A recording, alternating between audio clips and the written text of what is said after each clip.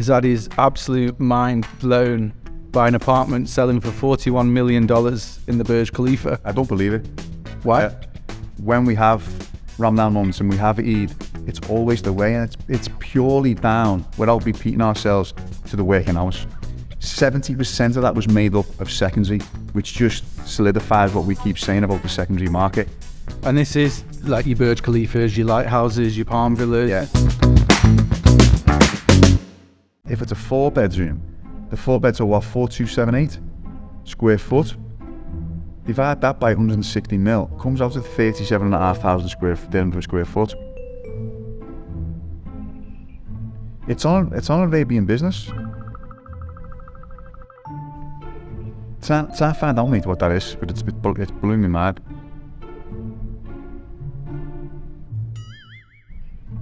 It's only going to be one with the balcony.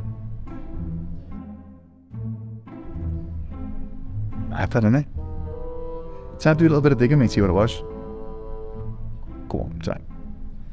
Hello and welcome to this week's episode of Taking Care of Business. I'm not quite sure how the team are going to cut and dice this recording up, but at some point you're going to hear Marc has had his absolute mind blown by an apartment selling for $41 million in the Burj Khalifa. I don't believe it. Why? So, if it's a 4-bedroom, it will be, I think it's off record, I think it's 4,228 square foot. Yeah? So the property sold for 160 million dirhams. That makes it 37,400 dirham per square foot, which will make it the most expensive apartment ever recorded in Dubai. It's the world's tallest building. So the lighthouse went for 410 million dirhams in the Bulgari. That was in March. That was 37,000 square foot, which worked, I can't remember off the top of my head what that works out per square foot. But if that's the case, that makes it the most expensive property that I've ever, on record. Square foot wise. Yeah. What Marc's upset about, for anyone that has watched these podcasts before, maybe hasn't, Marc has a great analogy or great description as to why Dubai is still underpriced on the world stage, and this sale's just blown you apart. I'm not using that again. Well, I've spoke to Cash and I've asked Cash to try and find that out a little bit more, because that's blew my mind. That I saw it yesterday. Obviously there was that, and there was the unit in the Bulgari that went for 122, and I didn't even think about it, and I thought it must be in the Burj Khalifa area, but it's not. It's a 4-bedroom in Burj Khalifa. It's got to have a terrace, and I think there's only 8 units that have got a terrace on Burj Khalifa. But even so, that's still going to be. There's only 8 units. This is Dubai at the moment. One thing we don't know is the condition, the upgrades, what comes with it. If you saw the news in, I think it was Melbourne or Sydney this week, someone was having a $3 million supercar lifted into the apartment. You never know if it's got one of those. Seen that, yeah. But anyway, like I say, welcome to the pod. A bit of an unusual start, but it was funny because Marc's mind is blown about it to try and capture it on camera. That's talking about one end of the market. One of the things to cover on today's pod is we've been on for quite a while now. We're talking about the market's great, this, that, and the other. For the first time in quite a while, our monthly report this month has got some downward red arrows on. Don't annoy. Yeah. I've had about 10 missed calls or 10 calls from people who have said, is the market coming down? Is it depreciating? Listen, it's carry on board. No, well, no, you carry on. So what's our take on that? Why are we seeing red arrows, and what are the red arrows and what do they represent? Listen, let's not beat around the bush. The market is not declining. First and foremost, I want to get that, set the record straight. You've got to look at the timing, Paul. We've had, in the last 50 days, or the last 40 days, we've had Eid, we've had Ramadan, obviously, and we've had the Easter holidays in the UK. So when we say, I mean, Easter holidays in the UK and obviously in Dubai for all those on a British curriculum, I guess, and to explain the point more to people is that means that kids are off school, people go on holiday, less people are transacting properties. When we talk about Ramadan, specifically, what's the impact of Ramadan? Well, you've got short hours as well, so let's put aside Ramadan. Even with the trustee officers, you have what essentially is a 4.5 day week. At 12 o'clock on a Friday, they will not take any more appointments after 11:45. So we have an issue straight away, but in Ramadan, it's short hours. So I think the offices were shutting probably around 1 o'clock, Paul. So let's see how many we transfer in each month. We're probably transferring on average between 150 to 200 properties per month. That probably comes down by 25%. So although there was Eid, there was Ramadan, there was other different factors as well, the big thing was the transfers and the trustee officers just having short hours. That's what it was. And you've seen that in the figures here, Paul. And I think what you'll see where people are saying about a downturn in transactions, it happens every year. When, last year, I think was it June? I think we had it. It was exactly the same as June. So I'm not concerned one little bit, absolutely not one little bit. Again, you look at what we call written business last month, without harping on again, month on month, it was our best. So do you know, I was talking to my wife and I were on the phone to my father-in-law over the weekend. We're not spoken to him for a couple of weeks. And he just made a comment and he was like, oh, we're catching up, blah, blah, blah. And he went, oh, I suppose Allsopp have had another record month, haven't they? And we're like, I don't know what to say, yeah. And I hope we continue to be, not bored, but I hope continue don't know how to react, because it is like we're saying, it is the same thing every month. What I will say, I was speaking to one of the guys who heads up one of the company, and he was saying exactly the same. I've made a point on here that it's not all about percentages, increases and everything else.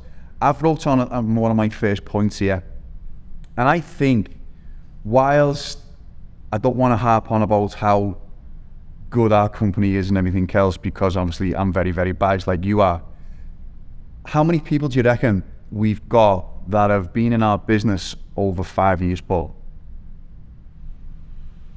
50? 79 people have been in our business over 5 years. My point being is, and I don't know whether you listened to Carl's podcast the other day with Chris from Elite Performance, and he was talking about redheads and blueheads. Now the difference between a redhead, I might get this the wrong way around, a redhead who is purely results driven, and they just want to see the end result all the time. A bluehead is all about structure. Now I feel if you want to say our premium, our white people like being at this company, is because we are structure driven. And when we talk about month on month, we have records and so on and so forth. Don't get me wrong, everyone's in the same boat. I'm sure other companies as well who we compete against are all having the same podcast or all having the same reports. But of them, we've got 79 people there, yourself, the lads who own the company. We've got our top performers who have been with us 11 years in the likes of Darren. Rob's been here 9 years. That for me epitomizes why we are on this trajectory. Yes, the market is performing the way it is, but let's not forget what we've got. Our spine, and in any company, whether it be a sports institution, whether it be financial institution, a company is based around a spine. And for me, that is why we put ourselves in the position I feel that we are in. Listen, let's not forget this place, and as we've gone on record, we've said it so many times, Paul, about how the lifestyle, people want the lifestyle of what Dubai brings, the climate, the opportunity, all that bodes well. But let's look internally as well, because you never do that. And the spine of our company is the reason, one of the main reasons why we have put ourselves in this position. And going back to what started the conversation with will there be a downturn? I just don't see how there can be anytime soon. I really, really can't. No, so to put into context for people that maybe are watching and haven't read the report, so this is Dubai-based transactions, not Allsopp and Allsopp. So within the month of March, there was an 18% decrease compared to March 2023, which, as Mark's explained, it's shorter processing times, not just with the land department, but with banks and developers. So there's less hours in the working day, less time to process. There's naturally going to be a drop in productivity. It just is what it is. It's not a major problem. I'm sure we'll see a pickup this month. But it's still important to note that compared to the same period 2022, still a 45% increase year on year.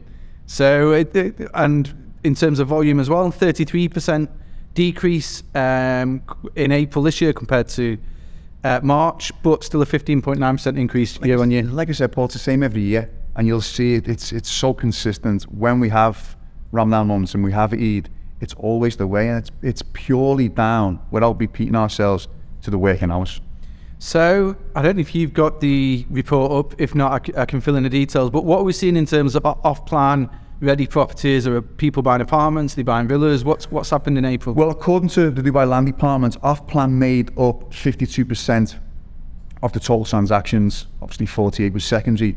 But if you look at the volume, or sorry, the value, 70% of that was made up of secondary, which just solidifies what we keep saying about the secondary market. And this is like your Burj Khalifas, your lighthouses, your palm villas. Yeah. There was one in, this is probably not in this data, but there's a villa that sold in Tal Al Ghaf for 200 million, which is massive, huge. And there was a plot that sold for, I think it was 125 last month on Jumeirah Bay. Yeah. It was all over the news. So whilst, listen, there's still a massive uptake, and there's a big hype around the luxury market, we said it last month, Paul, Q1, between 1 and 3 million dirhams made up 81% of the total volume of transactions.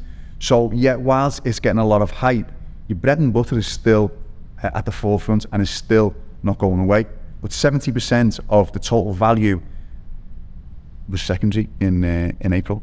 I think another good stat to point out, which like I said last month, value between 1 and 3 million shows a mature market. The mortgage value increase year on year, April 22 to 23, there's a 40.7% increase in April 23 compared to 22. And it just shows, Paul, even in with obviously the interest rates have moved at a rapid scale, it just shows that people still want to try and buy properties, because the way the rental market's moved, you're paying more. You're paying a lot more than what you would if you were tying yourself into a mortgage, you know. And I think there's some, even though the interest rates have spiked in the last 12 months, there's still some excellent rates at the moment. I was speaking to our head of mortgages the other day, and I'm trying to readjust my mortgage, and the rate that he was giving me was really competitive. It was going to save me quite a few dirhams, you know. So it's something that I'm also looking at. But yeah, in terms of mortgage transaction, it doesn't seem to have deterred the interest rates many people away, if I'm being honest with you. Really doesn't. No.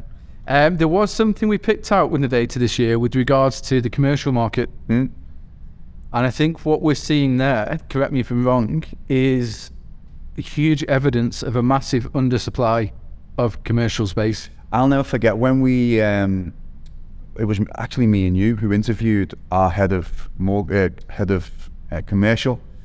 And when he came in, over a period of 6 to 12 months, it's quite stagnant, not stagnant in terms of transactions, but it was quite stagnant in terms of pricing. And then after 12 months, prices started to move and started to spike. And he said this is the first time that he had seen prices in commercial, as in a resale, started to spike the way they have.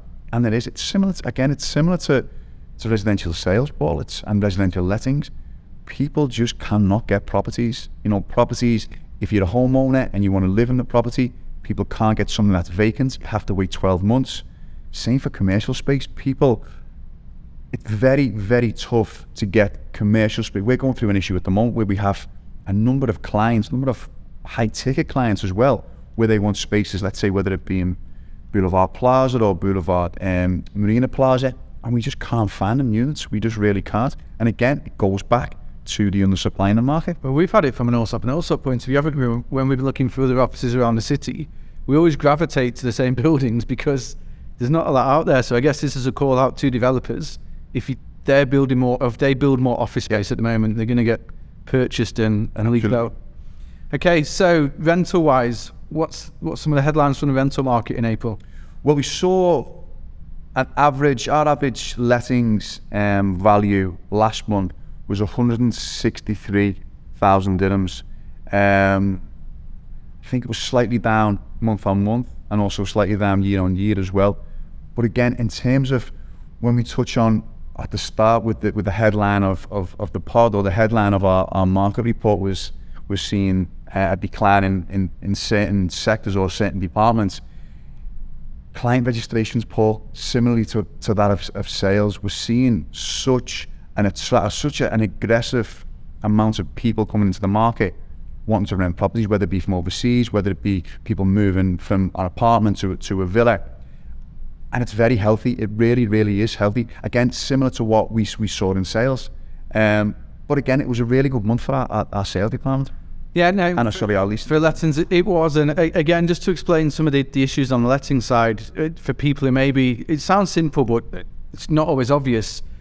There's a decline in transactions in month on month from March to April 2023, but a rise of 16.4% April this year compared to last year. But when you've got Easter holidays and people are travelling, it's harder to view properties. It doesn't matter. When it's Eid and people are away, it's harder to get people through the door to view properties. So when we're talking about how holidays or events affect the market, it can be as simple things as people can't get into a property to view it. And if they can't view it, they're not going to rent it. And people have, the thing with what happened over the last 30 days or last 40 days, people have a little bit more time and they want to spend in the house, and they don't really want to let people in the house to view the property. So there's so many variables as to them figures that you've just alluded to then, Paul. So going back to client registrations and flipping back to buyers, there was a 12.6% increase in buyer registrations in April compared to March. Yeah. And if you listen back to our previous pods, every month there's more and more and more. Every month we're saying there's an increase, and that really is what signifies the market to me, and I know for you as well, in terms of the strength of the market. As long as that demand is there, and at the moment it's increasing month to month, and obviously you can't always do that, but at the moment it is. So that's a huge indication of why we're saying we don't think. Listen, when we saw, and we mentioned it a few times now, a couple of downward spikes, I will always look at client registrations. Whether transactions go down, I will always look at client registrations. And like you say, month on month, week on week, we are registering. And again, it's not just us, Paul. I know that for a fact that when we speak to other companies, clients want to be part of this. Clients want to be on the ladder. Buyers want to be part of what's going on in Dubai. And that's shown in our numbers month on month. I think we registered something like 850 buyers last month or something along the lines of that, which is just unheard of. It's absolutely, it's unbelievable, you know. Yeah. And I can't see that softening at all. No, and sometimes it's useful to look at the wider news to see reasons why people are moving here as well. And if there's, just looking at one news story that's come out over the last few days, is UAE's ranked #1 in the world for talent, attractiveness and global market indices, which I am reading that, and it sounds a bit of a mouthful, but overall I think it's saying Dubai is an attractive place for people to come in and live and work. And this is just one of a number of things that we've seen. You know, this is, again, we talk about it every single pod, especially when I'm on it, about the lifestyle, about how attractive this place is, whether it be crime rates, practically zero, people leave the door open and everything else. And again, without going over old ground, that just adds to the law of Dubai. We not forget about, but look at F&B, look at all the developments that the developers are bringing to market. You know, there's a few more developments on the Palm that were getting coverage a couple of days back. Armani releasing another development on the trunk. We had Como that just released, starting from 21 million dirhams. That was, I think there's only a couple of units left. So all of these things, and you've obviously got Marc Al Arab, which is part of the Jumeirah group, that will be handing over soon. All of these things, again, just add to the law of Dubai.